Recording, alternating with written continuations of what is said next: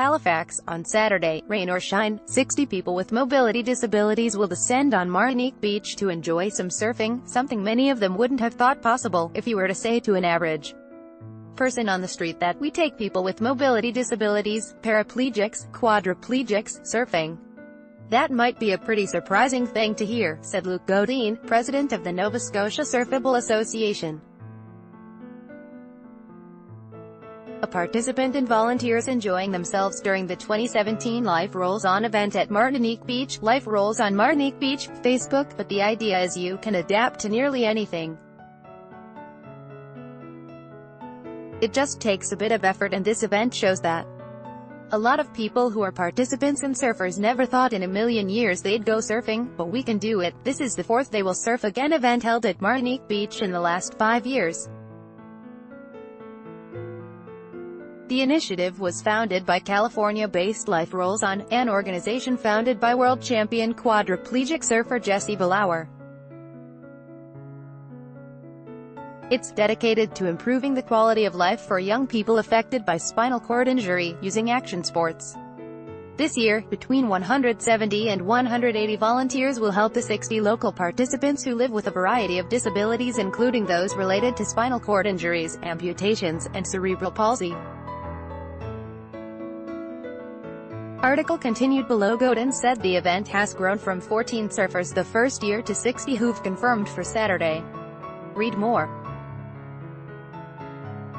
Surfers with disabilities find freedom in the waves at Nova Scotia Beach. Opinion: the dawning of a new age for persons with disabilities in Canada. Toronto surfer braves the elements to pursue his Olympic dreams. The surfing is awesome, that's a huge thing.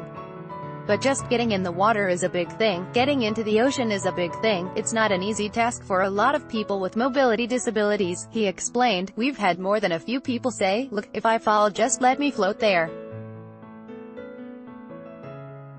Doesn't matter. I just want to be in water. I think it's important people realize that the surfing is definitely there, but a big part of it too is just being in the water. Article continued below. Volunteers are key to pulling off the event and getting participants into the water. Besides surfers and lifeguards, Godin said the bulk of those donating their time hail from the healthcare community and include nurses, occupational therapists, doctors and paramedics. The water's the glory, but it should probably go to the people who are getting individuals into wetsuits and making sure everyone's safe, he said. Probably the biggest challenge of the day really is making sure everything runs and that people get into their wetsuits and rolling safe. Organizers also work with ISANS, Immigrant Services Association of Nova Scotia, to bring newcomers to Canada to the event. This year, 15 newcomers are expected to participate. I think just making it accessible and making that one day all about people with mobility issues means a lot to people, and especially people from countries where maybe there's not that focus because there aren't resources to have that sort of focus, Godin said.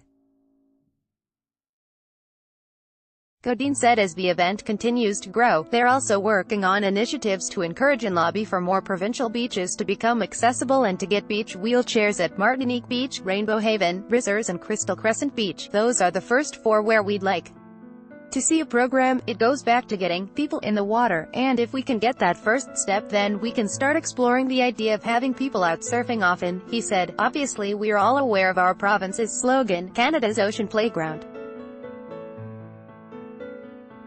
And sadly that doesn't always apply to everyone. Yvette D'Entremont is a Halifax-based reporter covering health, environment and education. Follow her on Twitter, @D'Entremont.